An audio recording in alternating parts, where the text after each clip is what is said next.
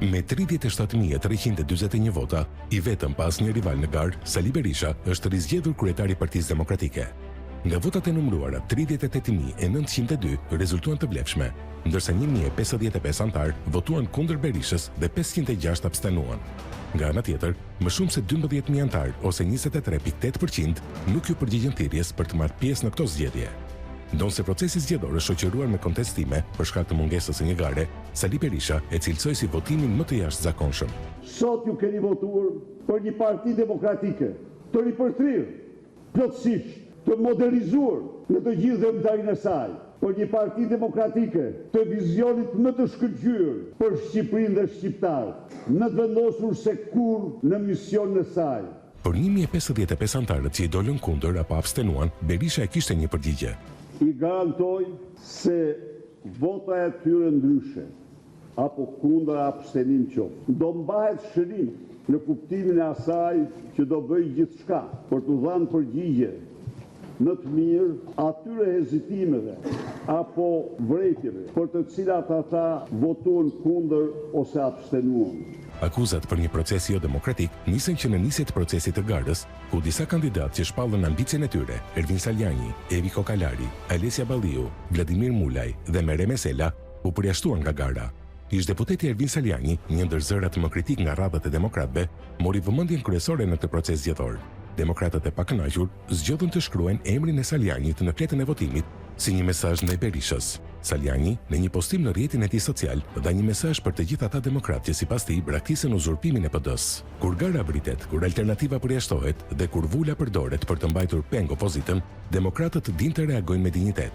Këto mesazhe janë më shumë se mbështetje personale, janë një refuzim I frikës, I imponimit dhe I shndërrimit të Partisë Demokratike në një streh për interesa personale. Ne nuk dorëzohemi. Partia Demokratike do të kthehet antarëve dhe qytetarëve.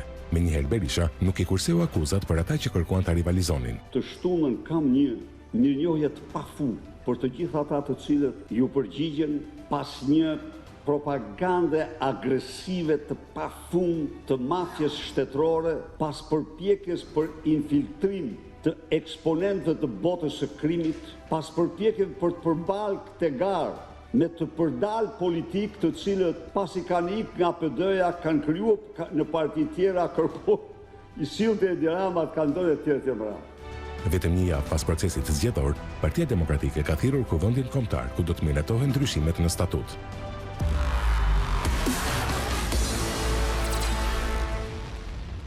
Kemi folur shumë Sami edhe në këtë studio, po natyrisht edhe në të gjitha debatet që janë zhvilluar në lidhje me këtë, le të themi, zgjedhje pa garë të zotit Berisha si kryetar I Partisë Demokratike, që u quajt pastaj u gjet edhe modusi dhe u quajt referendum në lidhje me zotin Berisha për të qenë kryetar apo jo I Partisë Demokratike. Sot Partia Demokratike është më e qetë, është më e fortë se sa ishte para kësaj fundjavë kur u bën dhe zgjedhjet? Njësoj. Është njësoj. Nuk ka ndryshuar asgjë. Se s'ka ndryshuar gjë, natyrisht. Po të kishte ndryshuar, mund të kishim pastaj mund të vendosnim një lakmus për të kuptuar është më keq apo më mirë, po përsa ko nuk ka ndryshuar, domethënë në kuptimin organizativ ose në kuptimin e leadershipit të Partisë Demokratike është e njëjta. Ama diskutimet në lidhje me mënyrën se si u zhvillu procesi mund të dëmtojnë Partinë Demokratike, jo tek pjesa që mbështet atë, dhe du të kemi parasysh domethënë, po flasim për Sali Berishin, I cili ka 35 vjet në politikë. Mjaftueshëm për të bërë edhe armiq të vendosur dhe të palëkundur, po për të bërë edhe miq dhe mbështetës të vendosur dhe të palëkundur. Të që të dy këto pole, në fakt, kur ndërtohen, të krijojnë një farë distancë, domethënë, për shumë arsye, po kryesisht edhe për faktin se ti ke shumë kohë atje, të ndërtojë një distancë me zonën gri. Dhe ky është një problem që e ka Partia Demokratike. Nuk është se lindi sot për shkak të rikthimit të Berishës, rizgjedhjes së Berishës si kryetari I Partisë Demokratike. Ka disa kohë që e ka Partia Demokratike këtë problem dhe e ka për shkak se nuk e adreson. Edhe rëzmadhuar zona gri. Debatet që janë zhvilluar, qoftë për para zgjedhjeve, qoftë edhe pas votimit, e furnizojnë këtë lloj distance. E para. Dhe kjo furnizohet nuk është vështirë për të furnizuar, mjafton një PR I mirë, qoftë I qeverisë, qoftë I atyre që nuk e duan Berishën edhe funksionon. Ndërkaq që them se Më fal, kur thuaj qofti i qeverisë, qofti atyre që nuk duan Berishën, ti nuk e shikon si një debat sinqert këtë për PD-n, e shikon si një debat të spinuar? Jo, dëgjoj, çështja e distancës së Partisë Demokratike me zonën gri është një problem, i cili vjen duke u majisur për shkak se nuk adresohet mirë nga Partia Demokratike. Dhe kjo nuk ka të bëjë me faktin nëse është propaganda apo s'është propaganda.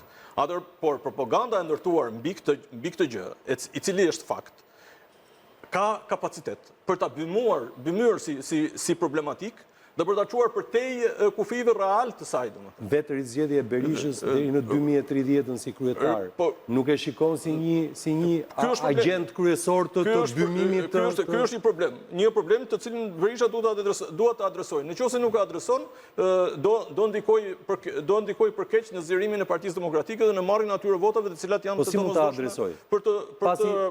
Pasi nuk lejoi kandidatët të merrnin pjesë, pasi u larguan edhe të tjerë, i fundit Saliani, kam përshtypjen se nuk kanë shtërruar mjetet për të adresuar këtë gjë. Pavarësisht problematikave që mund të kenë lindur nga mungesa e konkurrentëve përballë Berishës. Së pari përballë Berishës ka patur edhe garat e tjera ku nuk ka konkuruar njëri.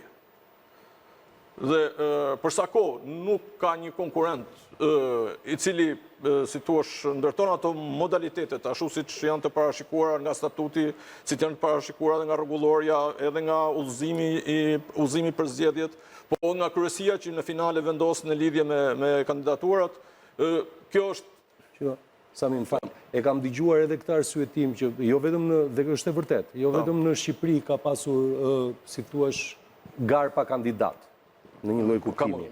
Madje zoti Berisha tha janë zgjedhur dhe me duar trokitje. Është e vërtet. Ka gar edhe pa qenë, ka gar ku fiton edhe pa u kandiduar fare si Edi Rama. Po flas në edhe në parti si Motra, është përmendur Merkel. Merkel dy herë zgjedhur pa kandidat. Pa rival. Po edhe në opozit kur ka qenë, jo vetëm si kryeministre. Kjo nuk e cënon shumë standardin. Por ka një detaj të vogël. Debati për shkuar te kandidati vetëm e cënon standardin dhe një sekondë, ka një detaj edhe kjo zgjedhja pa kandidat, pa rival, ka një detaj të vogël. Nuk ka pasur komisione që i kanë përjashtuar kandidatët potencial. Kanë qenë vetë kandidatët të cilët kanë bërë kalkulimet duke matur dhe forca, duke testuar dhe partinë, dhe kanë thënë, nuk ja vlen të futemi në kandidim, dhe kanë mbetur e vetme si kandidate. Por, këtu nuk është kjo situatë. Këtu nuk është se kandidatët thanë, ne nuk ja dalim me Berishën, ne do ikim, nuk kandidojmë. Të gjithë kanë këmbgulur të kandidojnë, dhe janë përjashtuar o me komisione, o ku di unë, në thjesht nuk janë marrë letrat për para, letrat që kanë pasur për të marrë. Ky është ndryshimi. Prandaj po them unë që... Brenda Partisë Demokratike, brenda sinorëve të asaj partie, kjo që po thoni ju, ma atë që ka ndodhur tek partitë e tjera, ku janë tërhequr vullnetarisht, nuk është se bën shumë diferencën. Kjo gjë e bën diferencën tek ne që jemi jashtë Partisë Demokratike, nuk jemi as militant Partisë Demokratike, jemi njerëz të cilët të vëzhgojnë politikën. Mund të jemi me opozitë, mund të jemi të djathtë, po megjithatë kemi aftësinë për të ndërtuar një farë distancë me këtë gjë. Dhe praktikisht ky debati që lindi në lidhje me kandidaturat e ka dobësuar, si thua, e ka goditur legitimitetin e standardeve, ose standardet. Por megjithatë, unë nuk e kuptoj arsyet e Partisë Demokratike pse nuk e bëri, pse nuk u futën të gjithë, domethënë. Pavarësisht ata kanë për secilin argument. Por megjithatë, pavarësisht argumentave, sado argumente të qëndrueshëm të jenë në kuptimin në raport me publikun, ose në raport me pritshmëritë e publikut, dhe sidomos të asaj pjesët të votuesve potencialisht të Partisë Demokratike apo të djathtës, ishte krejt e panevojshme për ta lindur dhe për ta shpenzuar veten në këtë lloj debati. Ndërkohë që kishte plot debate të tjera, të cilat mund të ushqenin dhe mund të karikonin edhe qytetarët, po edhe mbështetësit shumë më mirë edhe shumë më tepër. Për mua, gjithë këtë debati që ndërtuan mbi këtë, dhe një debat që e mori pa shumë arsye mbi vetën Partia Demokratike, është një kosto të cilat ne kishte pa nevojshme. Mund ta kishte anashkaluar, mund ta kishte shmangur, dhe ndërkohë rezultati do ishte po njësoj, nëse flasim për rezultatin. Fushata ose konkurenca nuk do kishte ndryshuar rezultatin. Pavarësisht të gjitha hipotezave të mundshme. Ne të gjithë e kemi menduar që Berisha në parti... Nuk do të harruar një gjë e cila ka të bëjë me kontekstin. Dhe kjo duhet të teksuar. konteksti për një periudhë ose agresivitetin shumë të madh me Partinë Demokratike, qoftë institucioneve ligjore, po qoftë edhe qeverisë, që nga viti 2021 deri sot. Dhe kam përshtypjen që ka patur një mungesë besimi brenda, një mungesë besimi në garë, se kjo garë mund të përdoret për ta futur Partinë Demokratike sërish në një qerthull gjyqësh dhe procedurash ligjore. Që do ishte një tjetër problem. Kjo do ishte një problem edhe shumë më i madh se sa problemi që ka krijuar debatin në lidhje me faktin se futen kandidaturat apo s'futen kandidaturat. Dhe do të thua edhe një gjë se është krijuar ideja se nuk përmendet. Kur është votuar për kryetarin e Partisë Demokratike, kanë pas mundësi antarët, ose ata që kanë votuar kanë pas mundësi të votojnë edhe po, edhe jo. Edhe abstenim. Çfarë do të thotë se të gjithë ata që nuk e duan Berishën, kanë pasur mundësi ta thonë të gjë. Ta thonë aty. Po në fakt doli me 96%. Okej.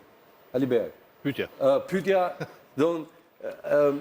e nisim nga kjo që tha Samiu. A ka premisa me rikonfirmimin e zotit Berisha në krye të Partisë Demokratike, tashmë që si thua është një lloj kuptimi ai atë pozicion e ka të pa negocueshëm.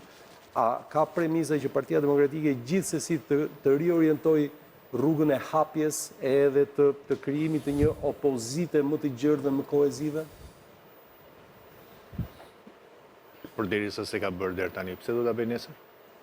Sepse në 2030-ën, në 2029-ën kemi zgjedhjet e radhës, në 2027-ën kemi zgjedhjet lokale gjithashtu, dhe zoti Berisha, madomendja, ka nevojë dhe për legasinë e tij.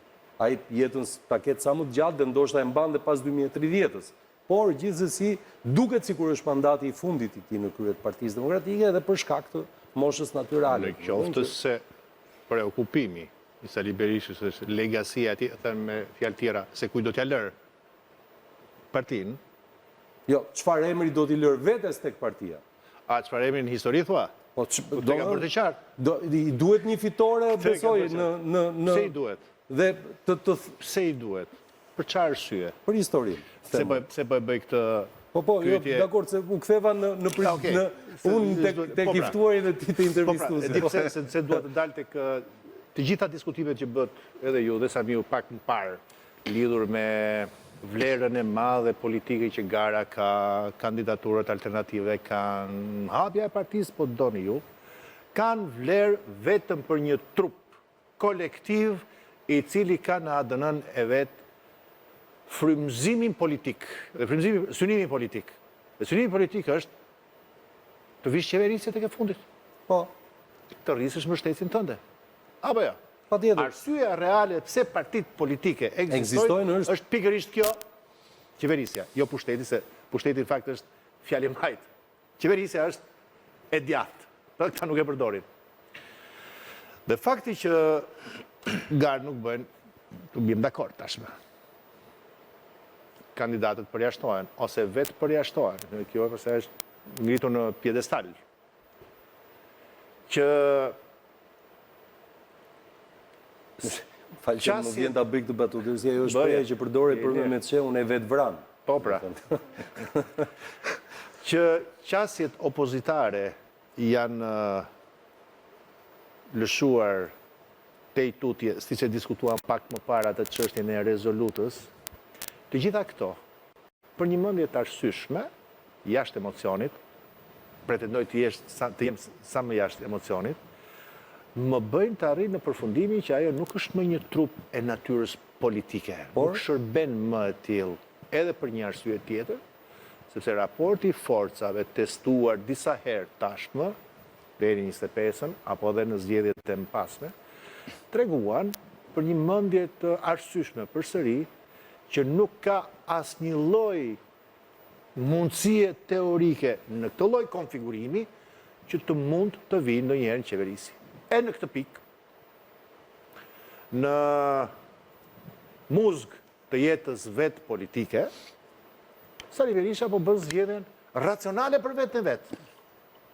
Një parti e mbyllur, një parti e rrudhur, rrethuar nga besnik, indiferent nga çfarë do lloj disidence e vogël që mund të lind për shkak të pakënaqësisë dhe për shkak të traumave që sjellin humjet në proceset zgjedhore, vendosur në një shtrat bashkëpunimi, marrëveshje, pazare me pushtetin. Prova e fundit, se nuk e solla kot në diskutim, ishte ajo e rezolutës. Qartë. Ju desh nevoja e Ramës i dha votat. Neve E në këtë pikë... Jo, vetëm një gjë të lutem. Ka një problem, shikoj gjithmonë një problem të ky arsyetim që her pas here biem në këtë kurth të gjithë, sepse ne e shikojmë politikën si një fotografi të çastit, ndërkohë që politika ndonjëherë dinamikat e saj janë të paparashikueshme. Dakord jam. Edhe ti vetë, për shembull, në 2021 nuk e dije se si do të ishte rrugtimi yt sot, po themi. Pra, dinamikat politike krijohen të tilla. Tani nuk e di asnjëri, po pikërisht. Domethënë, po kjo është e vërteta. Por tani pyetja ku të don arsyetimi im? Ja, po ta them unë. Pyetja që kam unë është bie dakord që ai do partinë, do ta kontrollojë, do ta mbajë për vete, do të themi që do t'ja lëri fëmijëve ti, do t'ja lëri fëmijëve ti, e themi edhe këtë. Po një gjë që vjen e rrudhet dhe bëhet e pavlerë, qoftë edhe për kompromisën për pushtetin, se detyrimisht do dalin forca tjera të cilat do e ashu këtë gjë. Këtu se don arsyetimi. Për çfarë i duhet edhe Sali Berishës edhe fëmijëve të Sali Berishës. Në qoftë se vjen duke u rrudhur kjo gjë. Po. Sigurisht arsyetimi që bëre tani në fund është pa të shara, në kuptimin që kjo lloj qasje, pa garë, pa transparencë, me sulme ndaj disident do i quaj nuk ka, Saliani, tjetrin, përsa kohë që gjithmonë mëtojnë tjenë aty tek partia, vazhdojnë e ndenë partia e para, të ringjallin partinë. Kjo është mendësi e vjetër, me thënë drejtën. Pra, disidencë është kjo. Sulmet që u bëjnë e me radhë, po të çonë gjithmonë e më tepër në një rrudhje dhe të humbje së peshës negociuese. Për të qenë për ballë tjetrit. Ka shik saj, ka gjetur një zgjidhje tjetër. Sa funksionon, ne nuk e dim, po deri tani ka funksionuar, bëje sa më të vështirë ambientin elektoral, hapësirën dhe skenën politike për këto sfidantët e rinj. Ka funksionuar, pse jo? E bën me procesin elektoral, me sistemin elektoral, po e bëjnë tani po e bëjnë. Me reformën zgjedhore, me reformën territoriale, me reformën kushtetuese, sepse pesha negociuese që thua, me të drejtë kisha arsyetimin, kështu është, po ka një arsye edhe më të fortë, se përse në këtë parti, jo se në partinë tjetër janë më mirë, gjanë, që t'jemi ekuidistant dhe t'jemi korrekt. Po ata janë qeveri, gjithsesi. Ata ka levat e pushtetit, se po t'jem pas pushtetit bën edhe më keq se sa po doja, me thënë drejtën, sepse ka një problem të madh aktual, konkret, tani, me drejtësinë. Mos e harroni këtë. Imagjinoni një moment sikur mos e kishte këtë problemin me drejtësinë. Ta them unë, do të bënte një tjetër sjellje. Do lejon të garë, i bindur, dhe ta them dhe unë, jo në samiku, ta them dhe unë, në një garë, në atë obor, fiton gjithmonë ai. Po të fuse 1, 2, 3, të paktën për fasad, do të duke që, pas ka edhe një përpjekje të brisht për të bërë garë demokratike në këtë parti. Do të mund të gënjente edhe ca njerëz anti-qeveri që janë shtuar, me thënë drejtën, si pas opinionit tim. Por që s'vend të ka jo. Por fakti që ka këtë lloj problemi imediat tani me drejtësinë, e shtyn pikërisht në këtë lloj sjellje. Po pse? Arsyetimi? Po pse ky problem imediat e detyron që të ketë këtë sjellje në parti? M'fal? Pse ky problem, do të thënë, me drejtësinë. Me drejtësinë e detyron të ketë këtë sjellje në parti, sepse ne po shikojmë që sado që po përpiqen, edhe duke marrë për bazë ato që the dhe pak më parë, edhe qeveria, edhe opozita, tek drejtësia është keq muhabeti sepse me sa duket e kanë humbur kontrollin e këtij mekanizmi. Kështu që çfarë bën partia, për çfarë mbron partia atë, kur nuk mbron bashkëpunëtorët e qeverisë në këtë pikë. Okej. 2-3 shembuj dhe arsyetimi yt nuk është i plot siç dhe e the. Po. Ka një përpjekje që drejtësia të dalë jashtë kontrollit të politikës, e kur them politikës, jo vetëm të dyve, por ama ke vënë re që dhe njëri dhe tjetri bjen dakord në këtë raportin për ta sulmuar drejtësinë? Një. Bëjmë përpjekjet atë Alban? Ata bëjmë përpjekjet. Edhe Rama, edhe Berisha. E dyta, sot e ka marrë më tepër, po themi, plagadanin e luftës, ndaj drejtësisë ka marrë pushteti, e ka marrë Rama. Së treti, një provë që tani më erdhi në mend. Si ka mundësi? Sali Berisha, që ka qenë denoncuesi më i madh i çdo skandali të qeverisë nga periferia deri në qendër, të ketë në dorë një material jo denoncues, jo të qytetarit digital, jo të sajuar prej tij, po të mirë pritur nga publiku, që është materialet lidhur me procedimin penal për zonjën Balluku, dhe nuk nxjerr një të dhanë. Nuk është natyrën e tij, nuk do t'ishte natyrën e askujt, në fakt, po ta ti, që teksa pa, që Rama nuk hoq imunitetin. Të mos kishte dalë të thoshte, para shqiptarëve, unë do të bëj transparencë. Ja se për çfarë akuzohet, jo nga unë, po nga drejtësia, jo Balluku, po qeveria, sistemi korruptiv, dhe ky është shërbim në interes publik. Zero. Asgjë. Që më jep të kuptoj, Alban, që është pikërisht kjo arsyeja aktuale që e ka zhvendosur atë, dhe jo vetëm atë, me thënë drejtën se do të themi diçka tjetër, jo vetëm Sali Berisha, po gjithë enturazhi që është aty, ka rënë dakord me këtë lloj sjellje të verbër. Le të degradoj rrudhet pak nga pak, derisa të mbaroj vaj i kandilit. Kush e di se ç'vjen? Do po dimë si thon italianët, il diluvio, pas me qameti. E për këtë arsye, duke qenë se jetojnë me momentin, si të jetosh me momentin, ishte ajo çfarë bën ata javës kaluar, teksa mas 8 protestave, shkojnë e puthen e përqafuar me Ramën, se unë nuk gjej dot tjetër arsye. Ndaj, ja kjo është arsyeja finale do një grup, do një parti të rrudhur, por besnike, që të mos ketë nga këto paranoja që mund të dalin edhe disident, ti ketë të bindur, të them të fundit të mos ha shumë kohë. Çdo kush mund të thotë që do një garë, rezultati dijej, pse e bëri. Ka një arsye pse e bëri. Ishte test për disiplinën e asaj që ai quan parti. Besnikët aty, disidentët më jashtë, madje besnikët kuptuan një gjë që vetëm me besnikri të verbër, madje me një sjellje sikur t'ju kishin bërë lobotomi, pra hequr njërën anë të trurit të menduarit, vetëm ashtu i do, pra i ka dhënë të kuptoj atyre që vetëm kjo, rreshti, reparti ushtarak, do të merrni mundësisht edhe firmën për kandidaturat në zgjedhjet e tjera. Ka rritur qëllimi më dha, ka qëllim do. Kalemaj, 2 minuta dhe fundit. Me që në 10 më duhet ta mbyll 2 minuta. Ike. Po, do me thënë, këtu ka shumë pika që unë ngritën dhe që mund të kapër se cilën prej tyre, por ideja është që para përmbledha si 2-3 gjëra, këtu nuk është sa më bërë ndonjë zgjedhje në një parti politike. Gjithë partitë politike shqiptare janë deficitare. Dhe kur kanë bërë zgjedhje, kur ka bërë zoti Rama para 17 vjetësh me Maqur Akrorin apo me Shkëlqim Metën që ishte para saj. Pra këtu dhe partitë kryesore që janë parti programatike, në fakt, që duhet ishin parti programatike, nuk janë deficitare përsa i përket pikpamjes demokratike. E dyta, unë jam dakord me Samiun që nëse do kishte bërë zgjedhje me do kundër kandidat, në atë parti që është, natyrisht që do fitonte Berisha, pa u thënë se me të njëjtin rezultat. Problemi është dhe në fakt edhe pa vullën, ne e pam që në zgjedhjet lokale mori 300 ca mijë vota, pastaj mori 500 ca mijë vota.